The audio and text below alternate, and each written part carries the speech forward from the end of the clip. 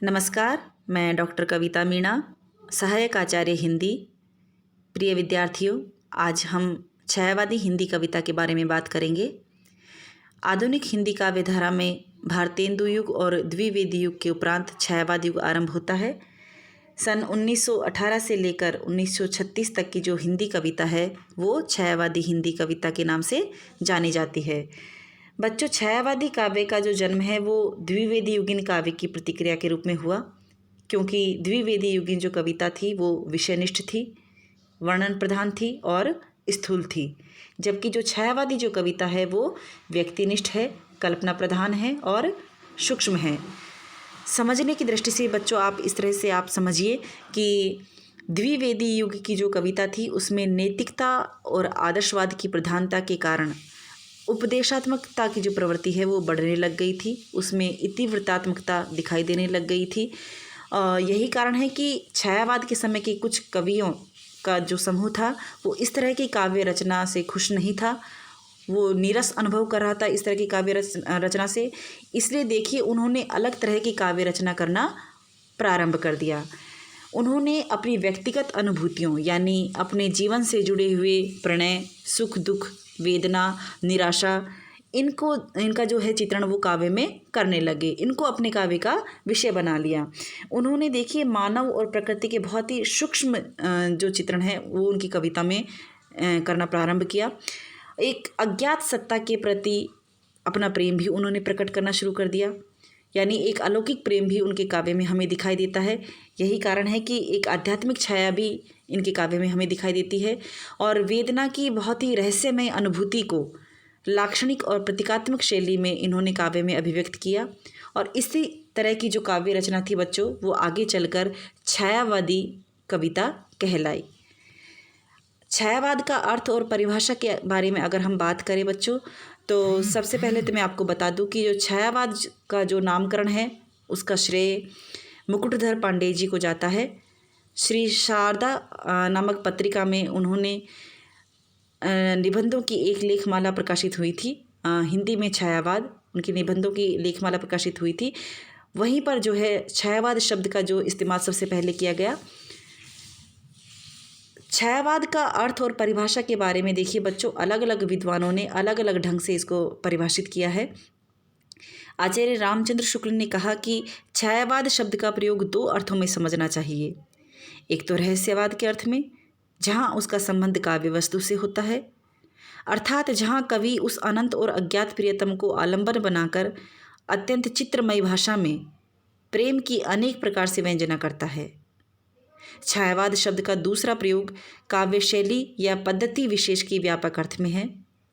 इसी तरह से देखिए बच्चों, जयशंकर प्रसाद ने क्या कहा छायावाद के बारे में। उन्होंने कहा कि जब वेदना के आधार पर स्वानुभूति अभिव्यक्त होने लगी तब हिंदी में उसे छायावाद के नाम से अभिहित किया गया। ध्वन्यात्मकता, लाक्षणिकता, सौंदर्यमय प्रतीक विधान तथा उपचार वक्रता के साथ स्वानुभूति की विवृत्ति छायावाद की विशेषताएं हैं।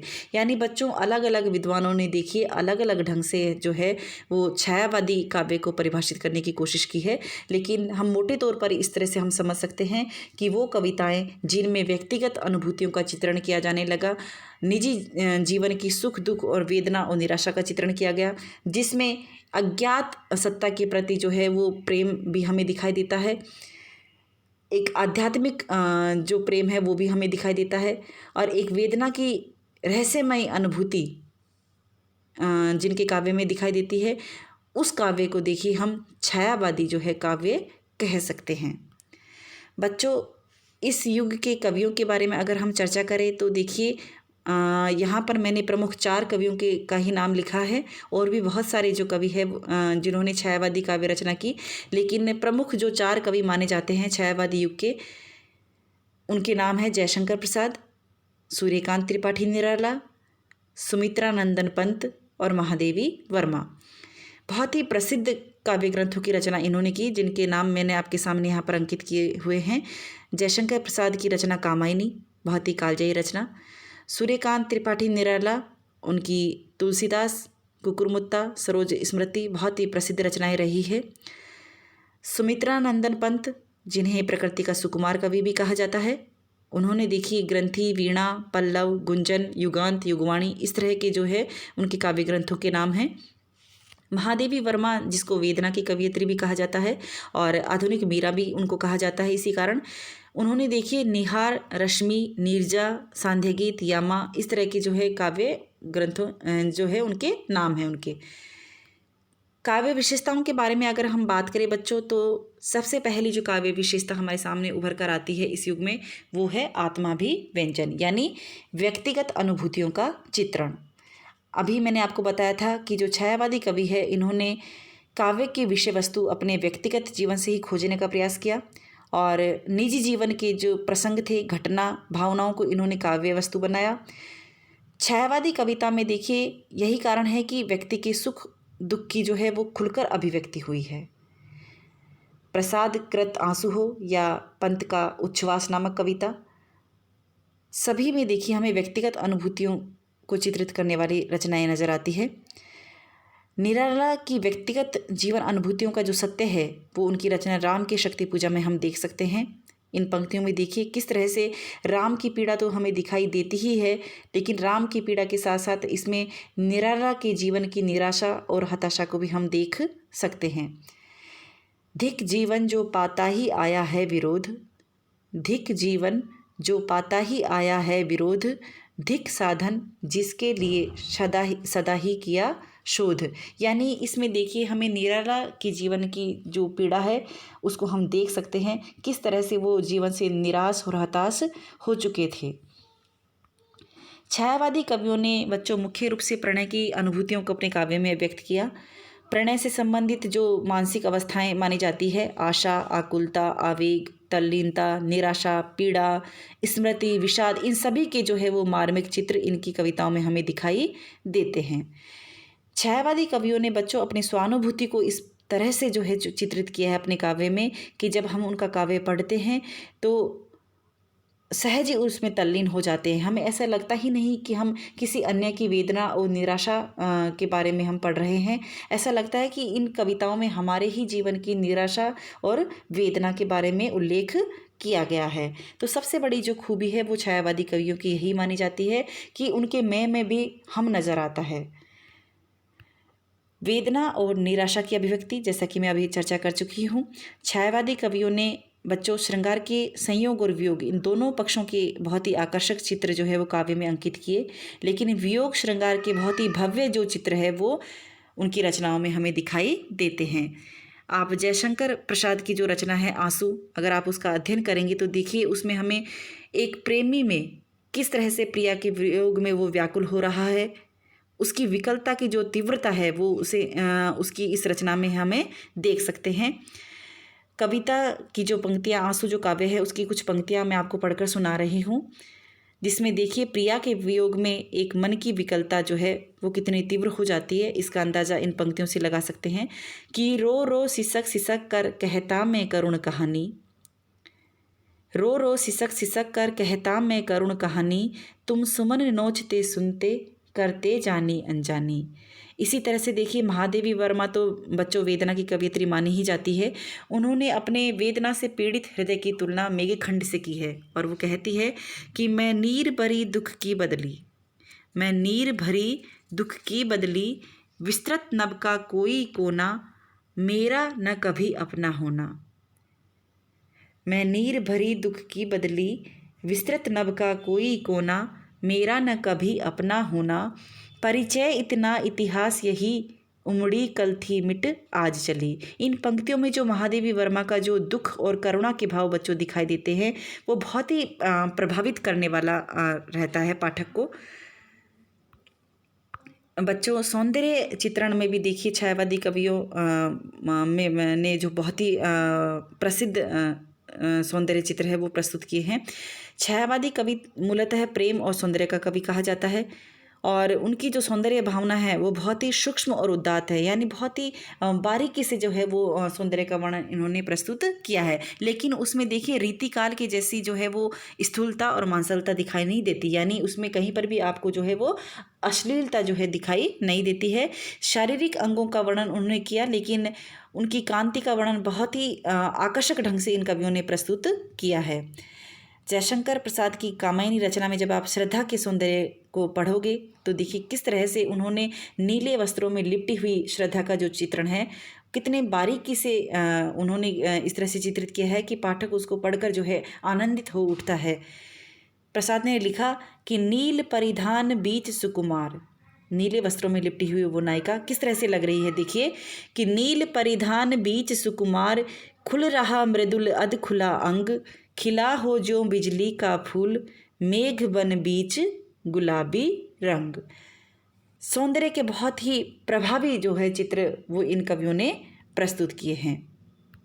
बच्चों, नारी के बारे में देखिए छायावादी कवियों के क्या विचार थे।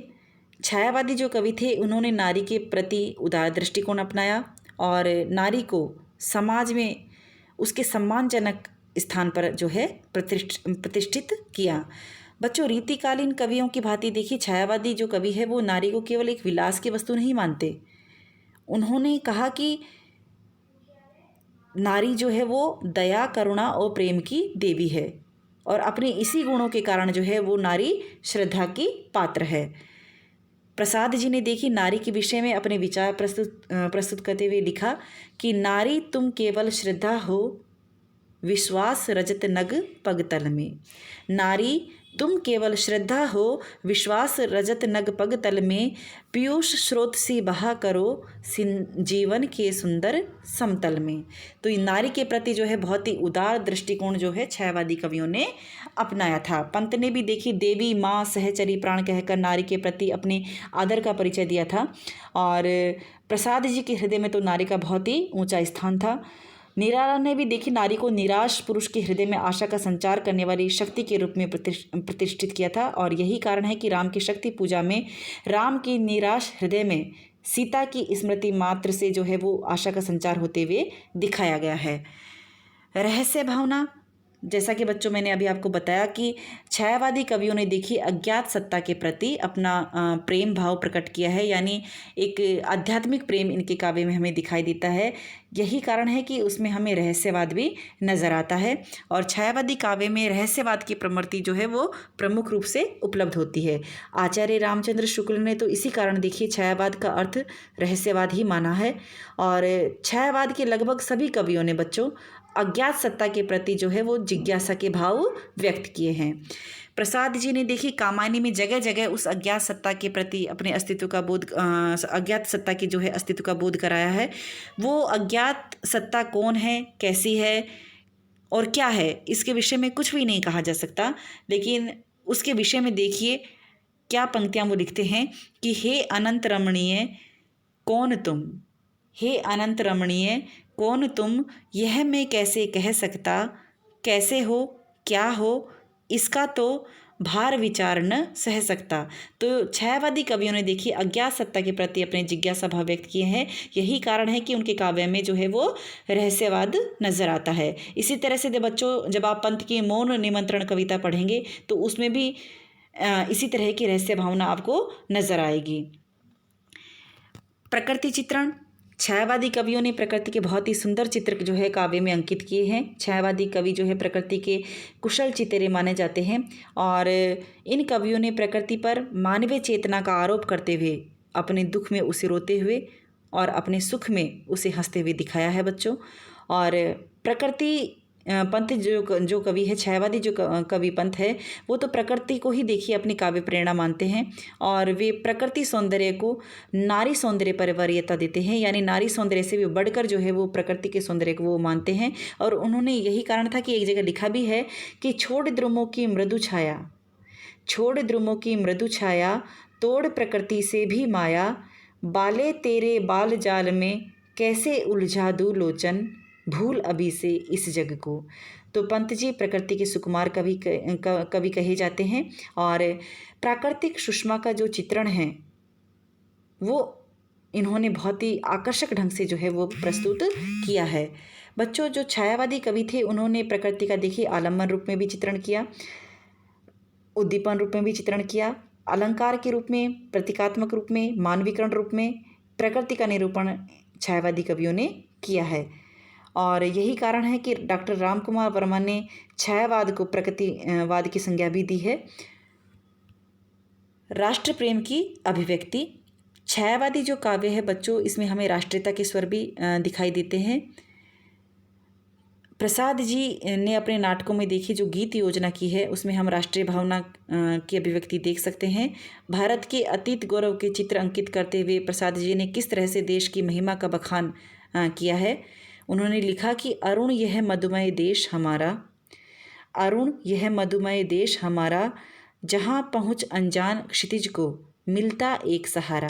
तो इस तरह से देखिए छायावादी कवियों ने राष्ट्र के प्रति अपने भाव भी व्यक्त किए हैं। शैलीगत प्रवृत्तियाँ। बच्चों, छायावादी काव्य विषय और शिल्प इन दोनों ही दृष्टि से नवीनता लिए हुए हैं। जो लाक्षणिक भाषा का प्रयोग इन कवियों ने प्रयोग किया, प्रतीकात्मक शैली का उपयोग इन्होंने किया और नवीन अलंकार विधान के कारण देखिए इनके काव्य में एक शिल्पगत नवीनता दिखाई देती है जो पहले के हिंदी काव्य में दिखाई नहीं देती थी। तो ये इनके शैली की जो है वो प्रमुख विशेषताएं हम कह सकते हैं। तो बच्चों, ये थी छायावादी काव्य की प्रवृत्तियाँ। उम्मीद करती हूँ कि आपको छायावाद युग समझ में आया होगा। बच्चों, जब आप किताब में इसका अध्ययन करेंगे तो और भी कई प्रमुख कवियों के बारे में और भी जो है वो काव्य प्रवृत्तियाँ आपको नज़र आएंगी और आप उस अधिक जानकारी उससे और प्राप्त कर सकते हैं। यहाँ पर मैंने देखिए मुख्य कवियों और मुख्य प्रवृत्तियों के बारे में ही आपको जानकारी दी है। उम्मीद करती हूँ कि इससे छायावाद को समझने में आपको सहायता मिलेगी। आज के लिए इतना ही बच्चों, धन्यवाद।